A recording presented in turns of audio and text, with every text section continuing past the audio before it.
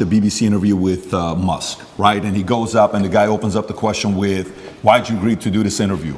He says, well, I don't know, what's the name of the BBC? And he's trying to mock them and all this stuff. And there's a part of it where, you know, he calls them out for the mistakes they made. Yeah. And if you go to the bottom of the interview on BBC, you'll see comment section saying, why'd you cut that out? Because Musk puts it on Twitter, but they didn't put it in the interview. Yeah. Then you watch the interview with you. The first question they ask you was, what's the first question? Hey, you've been accused of serious crimes, rape or something like that.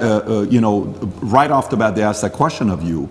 And then you see the interview, Lucy Williamson, I believe, her first question was, you're facing some very serious allegations. Have you raped anybody? That's the open question that they ask you. And the video they put up, the first one, they take it down. The second video they put up, that's 12 minutes like the highlight one, they turn, the comment section is open. There's 80,000 plus comments there. Then you look at Philip Schofield. Yeah. And you just brought up Philip Schofield. For people that don't know who Philip Schofield, do you mind explaining to people who he is? Yeah, he was a TV presenter in England. He was very famous. He ran the morning show. And he was grooming children for a very long time. And all the staff knew about it. And the people who worked on the show with them were being groomed by him. And everybody knew. And it was all a big ha-ha-ha joke. And now he's come out saying, oh, please don't pick on me. I feel sad. And the media is saying, I'll leave the guy alone. He is, when you go look up his Wikipedia, it says he rose to prominence as children's BBC continuity presenter from 85 to 87. Yep. Then went on to do programs on BBC and ITV for Going Live, This Morning, Dancing on Ice, All-Star Mr. and Mrs., The Cube, and a bunch of other things. And they interview him, okay? While he's going through the mess, you know, after 27 years of being married, this one guy that he groomed since 10 years old, his name is McGreevy, I want to say, something McGreevy, that he's going through the process. Matthew McGreevy, they met at 10 years old at a theater group. At 15 years old, Philip follows him on Twitter. While the kid is 15, he follows him on Twitter. The guy celebrates it. Long story short, Ruth Langsford, they work together with. She files a complaint. Then right after filing the complaint, McGreevy gets fired. Then he has to take a break. Then he comes out after 27 years telling his wife, you know, and hey, I'm gay, I'm coming out of the closet. He's got 2 daughters. But there's a part of it where Matthew calls his wife and says, hey, your husband and I had an affair together when I was 19 the first time and 20 and all. Nobody knows if it was before or not. The interesting thing about him is his brother, Timothy Schofield, I don't know if you know about his brother. Oh, what, the one who's in jail for being a pedophile? Was convicted of 11 sexual offenses involving a child between October 2016 and 2019, including 2 sexual activity with a child. Here's how the interview started. First question, the guy asked him, he says, you've had quite a week. How are you? Opening question. Versus the question they ask you on the opening, right? And then he turns around and says, the media's interest in the affair was motivated partly because of homophobia, alleging that an affair with a much younger woman would have not generated such a scandal. So he gets protected. And he says, all those people who write those stuff, do they ever think that there's actually a person on the other end, right? This is proven. By the way, this is the part where even when somebody's watching you and saying, why are they taking him to court? Maybe he did something. Why are they taking Trump to court? Maybe he did something. Why are they taking this guy? He must have done something. There must have been something there, right? It's stuff like this BBC does. If BBC are watching this right now, I want to kind of remind you of your mission statement that you have on your website. We're going to put the link below to your mission statement. You can go find it. Here's what your mission statement is, BBC. This is why you've lost some credibility the last couple of years. To act in public interest, serving all audiences through the provision of impartial, keyword impartial, high quality and distinctive output and services which inform, educate, and entertain. You say you inform, educate, you entertain, yet you conceal, misinform, and your content's quite frankly boring. You're cherry picking on people that you're talking to. So a message like that gets the average person to say, everything with you is allegedly, everything he did is proven, his brother is proven, yet let's leave him alone. Poor guy, let's target him. This is where their argument has leaks in it. And somebody like you can tear it up. Absolutely. Philip is part of the club, and I'm not. And this is the thing. I'm a mentally resilient person, right? 14 months they've attacked me. I'm not going to sit and complain about that because that's not how I operate as a man. 14 months they've complained about me. If you type Romania, human trafficking, you type in any of these things, my name comes up, my face, I'm a bad person. I've lost all my bank accounts. I've lost all my social media accounts. I've been vilified all across the matrix in every single possible way. They print my face every single day with something negative next to it daily. Nobody gives a shit about my mental health, right? Because I'm the enemy. And what's scary about this is Lucy Williamson herself, she was begging me for an interview. The BBC were begging me for an interview. I don't need any of these people. The only reason I even sat down with the BBC is because they were begging me. I can go and just say my own words and get plenty of views, right? But the whole time I was in jail, they were begging me for an interview. Can we speak to him on the phone? Maybe you can give an interview from jail. Can we have an interview? Please, please, please, please. And I was saying, why do I want to talk to the BBC? And the BBC were saying, no, we don't want to do a hit piece. We want to come across, we want to be impartial. This is what they're telling me. This is what they're telling me. We want to be impartial. We believe there's a side of the story that hasn't been told. We're really interested in some of the, let's say, what's the word? I don't want to get this wrong. Inconsistencies in the Romanian justice system. We're very interested in his side of the story. There's been enough hit pieces. We want to tell the other side. We want to hear Andrew Tate's story. And I said no, on repeat. Give me a list of questions. I didn't even ask for a list of questions. That's not who I am. I don't have to script. I never asked for a list of questions. They sent me a list of questions. Here's what we're going to ask. It's about his mental health. It's about the Romanian justice system. It's about the fact he hasn't been charged. His liberty's been deprived. All this stuff. And I thought, well, that's kind of interesting. It's a bit interesting. And the Matrix is obviously printing lies about me. And these are some interesting questions from the Matrix for the first time ever. Okay. They walk in here all smiles and happy, all smiley faces trying to take me off guard. I already had my list of questions, right? It's all going to be nice and easy. I sit down, and they instantly attack me. They put the cameras on first, and they attack me, expecting me to stutter and make a fool of myself. It's kind of like they tried to sucker punch me. I'm in the club, and they're my friends shaking my hand, and they tried to hit me and knock me out. And this is the thing that's so amazing about it. Yes, I destroyed the BBC. But of course I did, because I'm smarter than all of them. But why should I have to rely on my wit and intellect to destroy BBC with their research team and their plan? Their deliberate plan to try and annihilate not only my credibility, but my life. They are trying to put me back in jail, these people. They're not dishonest. They're genuinely evil. And they don't give a shit.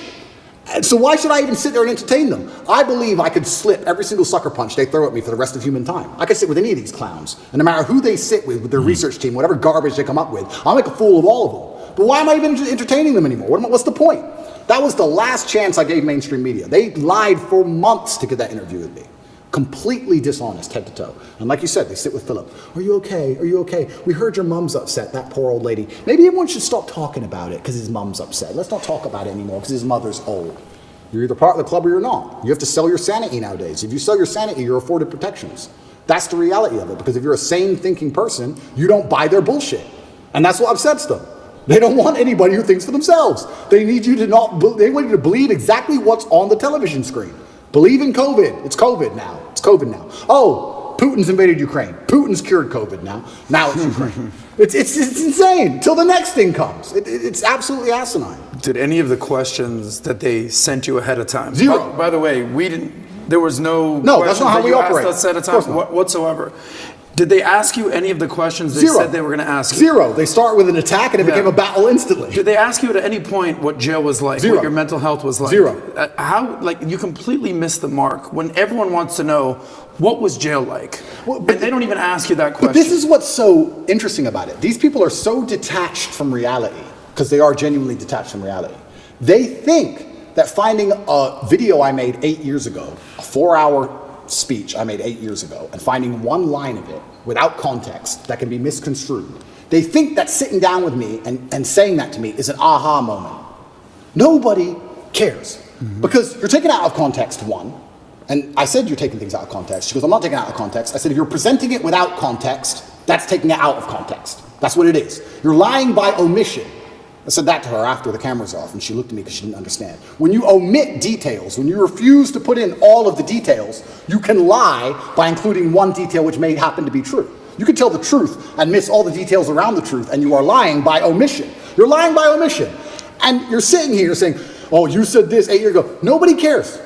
Because they know me, and they know I didn't mean it in that way, and they know it's taken out of context, and they know that it's an old video on the internet, and it's not even an aha moment they think it is.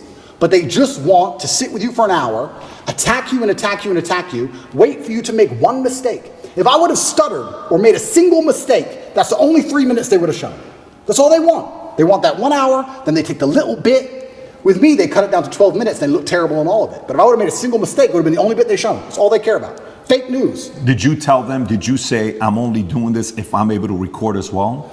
I said that. Because I know that's what happened with Trump as well a couple years ago. I didn't even tell them, I just recorded it. Okay, so they didn't know you were recording. They didn't know I was recording until afterwards, and then I said, that was dishonest, I'm gonna release the whole video. You told them before you released it? I told them. There is no contract or agreement with BBC? No. Nothing was signed, it was just simply an interview, okay.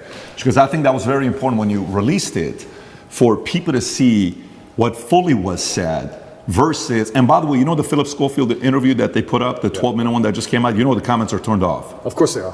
The comments are turned off, yours are turned on, his is turned off. Of course. And who knows many reasons why they would do that. But going back to BBC. So, okay, they come, they want to ask the questions of you. For some of the people that maybe aren't following the story closely, but they know who you are. We're in the car, we're driving, and a lot of people are asking questions. We ask the drivers, like, hey, are you going to Tate's place? How do you know we're going to Tate's place? And he says, well, who's Tate? Oh, Andrew Tate. Oh, tell us about Andrew Tate. Well, this is, okay. What kind of a guy is he? He said, I actually really like him. I said, why do you think he's going through what he's going through right now? Oh, it's always because of money. Okay, so we're at a different restaurant. So tell us, why are you going through this? Why is he going? Everybody's saying a similar thing about this, right? But for those who don't know, there's 3 different camps. Yeah. The camp that already sees you guilty, it doesn't matter what they read. So for example, this story here, from BBC came out just last night, 10:30.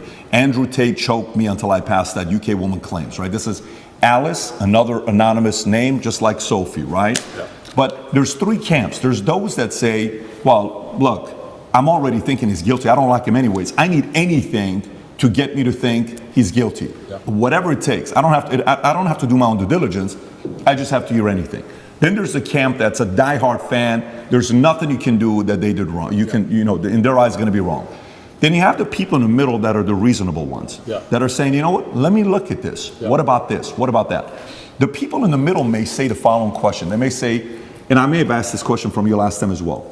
They may say, Andrew, okay, if this guy is so innocent, how can they get you to go to the dungeon for 92 days? How can they put you on house arrest? How can they do all this stuff? Yeah. If you're somebody that was born in US, you lived in UK, how come somebody else isn't coming to bail you out? You got different lawyers. How is it that they can keep doing this to you if you're not guilty? What do you say to those people? Yeah, and once again, I have to be careful what I say because of the court case, but Romania has a law, or the law in Romania is basically, if you can prove to a judge that it might have happened, they're allowed to hold you up to 6 months during the investigation stage. If I was guilty of anything, I would have been charged long ago. And we're going to talk about charges soon because I still believe they're going to attempt to charge me. But we're now approaching the end of the 6 months they can keep me under a form of arrest for without charge. Typically in Romania, when I was first arrested, the guard said, within 2 weeks, you'll have your indictment. I was like, 2 weeks? He goes, yeah, everyone gets charged quickly. Nobody waits 6 months for a charge. If they arrest you, they charge you, like every other country, right? The fact they've waited 6 months and gone into my entire life and attempted to find something shows they don't have a case. Why I believe it happened is because they didn't have a case when they were trying to hit me with this garbage, and they thought, you know what? If we put him all over the news, if we slander his name completely, there was a hotline set up. If you're a girl who's been hurt by Andrew Tate, call this number in the UK. A hotline. So they were attempting to use the media to find what they wanted. Months go by, months go by, months go by, case file's empty, nothing's happening. My lawyer's saying, when are we gonna close this case file? Like, yeah, we're just waiting for some papers, we're gonna close it, we're gonna close it, we're gonna close it. Around the time I was canceled, things started appearing in the case file again. They start spying on me again. Very interesting that it happened around that time. I don't know if they understood that I wasn't protected by the political class of the USA. I don't know what happened. They started to build this case, and they spied on me for all of these months, spending millions of euros, spying on me everywhere I went, trying to find evidence of a crime. Eventually, they get to the end of their legal limit to spy on me, and they don't have any crime. They don't have anything. So in my current court case, we have 2 Americans who lied, the ones who we have the conversations between them saying they're going to get an Oscar for lying to the police. We have the CCTV of them coming and going. We have their Uber records showing they can travel the country freely. We have their phone calls with their mother where they're saying, yeah, he didn't hurt me, and my boyfriend caught me. We have all of it. We have all the evidence. We have those 2, and then there's nobody else who could possibly even take the stand. I don't believe, as high level as this Matrix attack is, I still don't believe a Romanian judge is going to put me in jail with the dossiers. I've seen it. It's garbage. I don't think I'm going to end up in jail.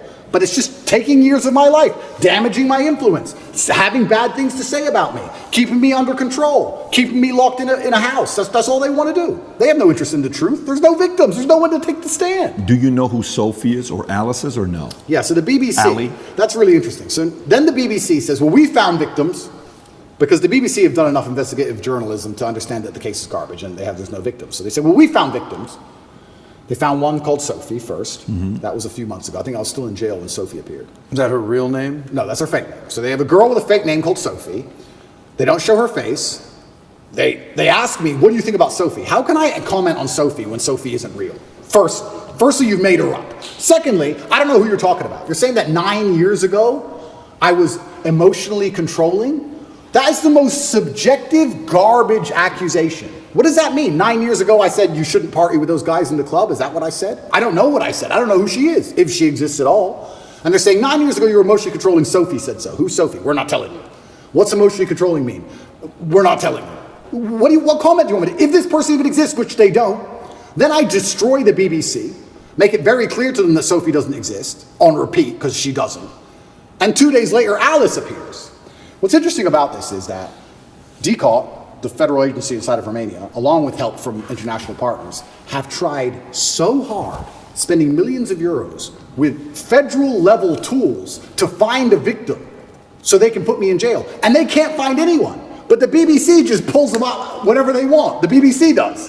Where do these people come from? And I say this every single time. If anybody believes they've been wronged, male or female, by me, go to the police. Go to the police. I encourage you to go to the police. All these people say, we don't want to go to the police. We just want to stay on the news. What, is that because you're not real? Is that why? That's pretty convenient. I mean, I thought I was a bad person. Why don't you go to the police? All these people say, we don't want to go to the police. We just want to stay on the news. What, is that because you're not real? Is that why? That's pretty convenient. I mean, I thought I was a bad person. Why don't you go to the cops? Oh, because you have no evidence and it doesn't exist? That's why. Are all these accusers in the UK, not even in Romania? Not even in Romania. So Sophie and Alice are supposedly both from the UK. And Alice's story is... To correct, it's not Alice. I said Alice, it's Evie. Evie or Evie or something like that. Evie. It's all made up names. It's all made up names. Yes. So Evie, we could call whatever name we want. But yeah, Evie is saying 13 years ago I choked her or something. Yeah. By the way, when is the 6-month time limit? End of this month. Okay. And can we reference the tweet you just posted a couple days ago? I want to stay on the Sure. She was commenting on Evie. You were going to say something about Evie, what she said 10. So she's claiming 10 years ago or 13 years ago, you guys had the consensual sex the first time. She comes back for the second time around. According to the story, she says she was being, your hand was on her throat, strangled me. She was passed out for a minute. And then she came back and she said, I did not approve of the second time having sex after she was passed out. So these stories they're making, and then she says, the guy asked a question saying, how come you didn't do any police report back then? She says, well, because it's not fully rape and it's not that, because it was consensual. I kind of wanted to be there. And I didn't tell anybody about it 6 years later. There's way too many things that doesn't give it credibility for somebody to say, I didn't do anything about it then, but 6 years later, I told my friends, 3 or 6 years later. Yeah. And this is the thing that's scary. If you say to any red-blooded male, 13 years ago, you had sex with a woman consensually and she's now unhappy about how that sex happened. You can get, any man on earth can get screwed with that. If this person exists at all. And like you said, she refused to go to the police if she exists. And she's saying it was consensual. I think last night they aired it on Newsnight and they said, why are you coming forward now? And I think this actor, the person literally said, because now he's rich and famous. They literally said those words. That's what they said. Oh, because now he's rich and famous, I think it's unfair. It's asinine. I don't understand genuinely how a man can protect himself in the Western world anymore. How can you even exist anymore? If this is what they're going to hit you with as soon as you get to a certain level of influence, there's no man on earth who's safe from this. I said this to my judges. I had a few male judges. I said, they could do this to you. They could do this to anyone. They can do it to you or me or any man watching this. Any man watching this. They can put in the BBC 9 years ago you did something. They won't tell you her name. They won't give you any chance to defend yourself because you have no idea what they're fucking talking about. And they will print it on repeat until you lose your job and lose your bank and lose your social media. And then you're going to sit there bankrupt and depressed. And then they're just going to move on from you. And if you don't die, if you're like me, a cockroach who refuses to die, if you sit around and refuse to go away, they're going to make up a new one. It's crazy. And it's genuinely scary. And you're not safe from it anywhere anymore. I will say right now on this podcast, I encourage absolutely anybody who believes I've harmed them, male or female, to go to the police with evidence and we'll go to court. Let's do it. I don't harm people. If I was harming people, I wouldn't be out here as open as I was. The biggest criminals and the biggest gangsters and the most heinous people on earth don't have social media. You know this. If I see a guy with an Instagram pretending he's a gangster, he's not a gangster. The real gangster hasn't got Instagram. But that's the reality of it. You think I'm going to become the most Googled man in the world if I've been running around hurting people? It's absolutely insane. And I think there has been a shift in the consciousness. I think, especially because of COVID and a few other things, people are starting to understand that all these people do is lie. I think people are starting to understand that. And the harder they try and hurt me with these lies, the less people believe it, which is scary for me. Like I said earlier, it's scary. They keep coming up with more garbage. The bullets keep bouncing off. So now they're sitting around going, we can't convince the world this person is a bad person. How do we get rid of him? That's the scary part.